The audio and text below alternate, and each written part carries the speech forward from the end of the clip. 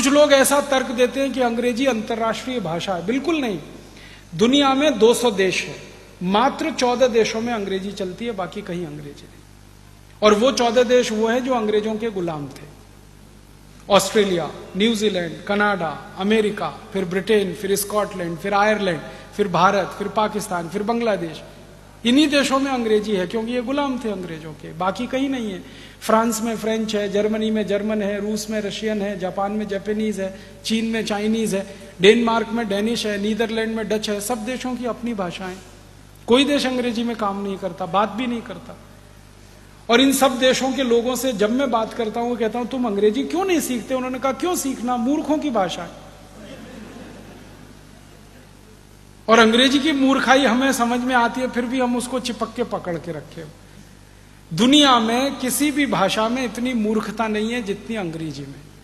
PUT put, BUT boot, BUT but, PUT पट, CUT cut है, BUT but है, तो पीयूटी पट होना चाहिए कि नहीं? और अगर पीयूटी पुट है तो बीयूटी बुट, सीयूटी कुट होना चाहिए। कुछ और छोर ही नहीं है, इतनी मूर्खता की भाषा। अंग्रेजी की मूर्खाई क्या है? एक जगह CH होता है का, और एक जगह CH होता है चा। अंग्रेजी का एक शब्द है केमिस्ट्री, CHEMISTRY, केमिस्ट्री, ठीक है? तो चोपड़ा, CHOPARA, चोपड़ा, तो यहां कोपड़ा होना चाहिए।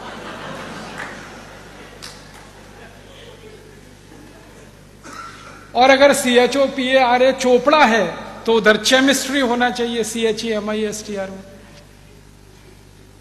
और जब भी अंग्रेजी के लोगों से बात करो ये क्या चक्कर है, वो कहते पता नहीं, अब है तो हम कर रहे हैं। मूर्खों की भाषा ऐसी होती है। अंग्रेजी जो है ना, बहुत बहुत बहुत बहुत रद्दी भाषा है। इसके पास शब्द नहीं है अपने। 5वीं शताब्दी में तो ये भाषा बनी है। आपको मालूम है अंग्रेजी का इतिहास मुश्किल से 1000, 1200-1500 साल पुराना। 5वीं शताब्दी के पहले तो अंग्रेजी ही नहीं थी। पूरे इंग्लैंड और स्कॉटलैंड और उसमें लैटिन चलती थी। अंग्रेजी उसमें से उधार लेके कुछ शब्दों से शुरू हुई। फ्रेंच से उधार लिया, जर्मन से लिया, लैटिन से लिया, इससे लिया, कुछ हिंदी से लिया, खिचड़ी बना दिया उन्होंने। शब्द नहीं है उनके पास। इतनी गरीब भाषा है ये, जो दुनिया में कहीं नहीं है। इनके पास ले दे के एक ही शब्द है, अंकल। काका, मामा, मौसा, फूफा, काका का काका, मामा का मामा, मौसा का मौसा, सब एक ही है, अंकल। शब्द ही नहीं है। और ले दे के एक शब्द है आंटी। काकी भी है, मामी भी है, मौसी भी है, सब आंटी। ये भारत में तो नहीं होता। हमारे यहां तो जितने भी रिश्ते हैं, हर एक के लिए अलग शब्द है। इनके पास शब्द ही नहीं। और ऐसी मूर्खता के शब्द हैं, समझ में नहीं आते। फादर इन लॉ, कौन सा? इधर वाला कौन सा father in? Mother in law कौन सी? इधर वाली की इधर वाली? मूर्खताओं की भाषा। अच्छा, मैं अगर आपसे हिंदी में या मराठी में ये कहूं कि ये व्यक्ति किसी व्यक्ति का साला है, ठीक है?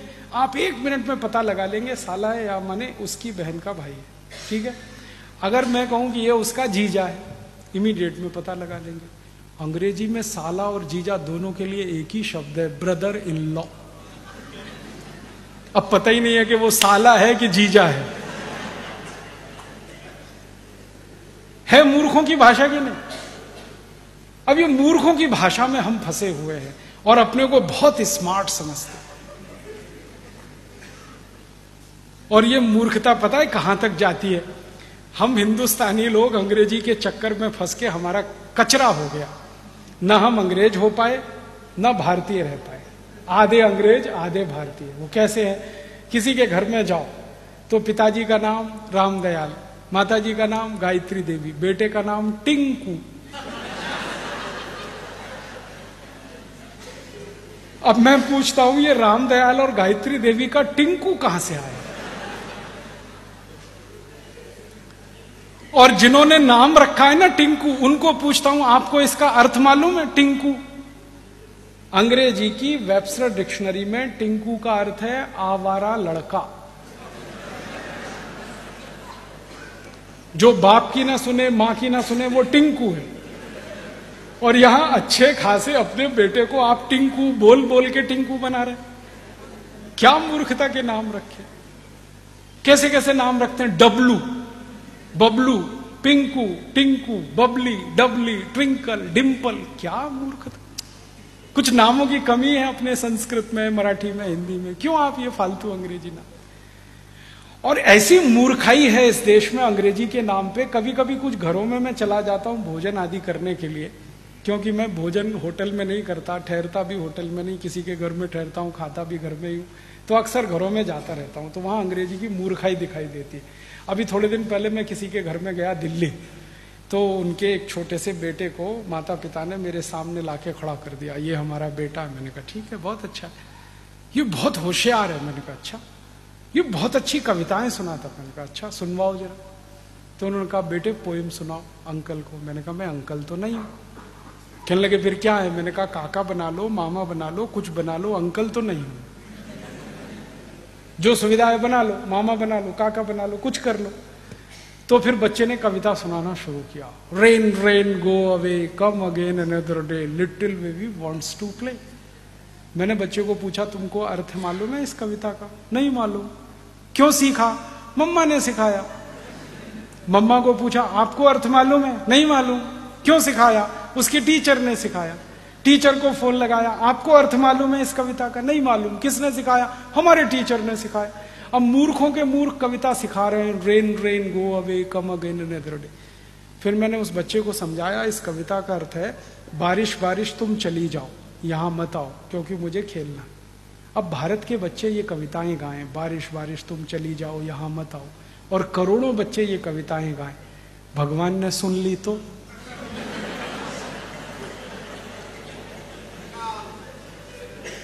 भगवान ने अगर कविता सुन ली तो बारिश को वापस बुला लेगा, यहां बारिश होगी नहीं। और 60% खेती बारिश पर इस देश में जिंदा रहती है। वहां अगर बारिश नहीं होगी, आप भूखे मरेंगे, मैं भूखा मरूंगा, शेतकरी भूखा मरेगा, तो भारत में इस कविता की गरज क्या, जरूरत क्या। ऐसे मूर्ख लोग अंग्रेजी में कविता से।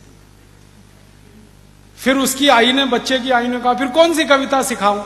तो मैंने कहा कविता सिखाओ, ये रे पाऊसा, तुला दे तो पैसा, पैसा झाला तोटा, पाऊस आला मोठा। ये कविता सिखाओ, क्योंकि ये कविता भारत की आत्मा है। आत्मा क्यों है। जिस देश में 60% खेती पाउस आधारित है, उस देश में पाउस को बुलाने की ही कविता हो सकती है, भगाने की कैसे हो सकती है। तो हमारे बच्चों को तो यही सिखाना चाहिए, बारिश बारिश तुम जल्दी आओ, बार बार आओ, मैं तुमको पैसा देना चाहता हूं इसलिए आओ। ये भारत की कविता है। अंग्रेजों की कविता रेन रेन गो अवे। कविता भी जो होती है ना, वो अपनी जरूरत, अपनी संस्कृति, अपनी सभ्यता, अपनी परंपरा से निकलती है। अंग्रेजों की संस्कृति, अंग्रेजों की सभ्यता, उनकी परंपरा हमसे बिल्कुल अलग है। इंग्लैंड में बारिश कभी भी आती है, यूरोप में बारिश कभी भी आती है। वहां के बच्चे शाम को बाहर खेल नहीं सकते, कभी भी मौसम खराब हो जाता है, इसलिए वो कविता गाते हैं रेन रेन गो अवे। हमारे यहां तो बारिश साल में सिर्फ 3 महीने आती है और उसका दिन फिक्स है, इस दिन से लेकर इस दिन तक। तो हम कैसे गा सकते हैं रेन रेन गो अवे। और बारिश का समय जब निश्चित है और बारिश पर पूरे देश की अर्थव्यवस्था निश्चित है, तभी इस देश में बारिश आधारित बहुत सारे साहित्य लिखे गए हैं, बहुत सारी किताबें लिखी गई हैं। हमारे देश में महाकवि कालिदास ने जो मेघों का वर्णन किया है, और उसमें से जो उस उत्साह उत्पन्न होता है सुनकर, बोलकर, वो हमारी संस्कृति का हिस्सा है, क्योंकि जरूरत है हमारी। महाकवि कालिदास इंग्लैंड में नहीं हो सकते, जो मेघों का इतना सुंदर वर्णन कर सकते हैं, वो जरूरत है हमारी। तो हम तो हमारी जरूरत सभ्यता, संस्कृति, परंपरा में से लेंगे, अंग्रेजों की सभ्यता, संस्कृति, परंपरा से हमारी जरूरत पूरी नहीं। तो इस अंग्रेजियत को छोड़िए, आप भाषा को छोड़िए। अंग्रेजों को आपने छोड़ दिया, इस भाषा को क्यों पकड़ के रखा है। अपनी जिंदगी से निकालिए इसको।